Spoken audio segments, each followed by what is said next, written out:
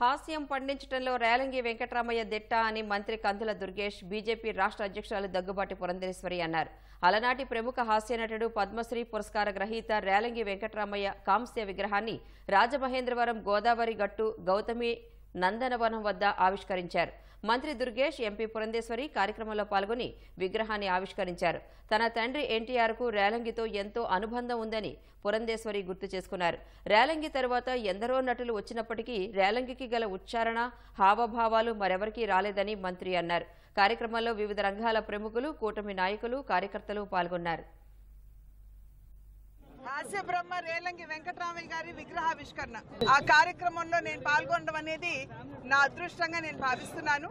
వారికి హాస్య బ్రహ్మ అన్న బిరుదు అందం కాదు, ఆ బిరుదుకి వారు అందం అని చెప్పి నేనైతే భావిస్తాను.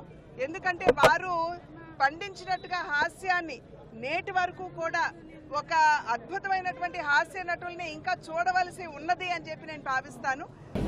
రేలంగి వెంకటరామయ్య గారు అన్ని రసాల్ని పలికించగలిగేటువంటి అద్భుతమైన నటులు. ఆయన యొక్క డిక్షన్ కానీ, హావభావాలు కానీ, అభినయం కానీ ఇవన్నీ కూడా ఇవాళ కూడా ప్రేక్షకుల మనసులో చిరస్థాయిగా నిలిచిపోయినటువంటి అంశాలు.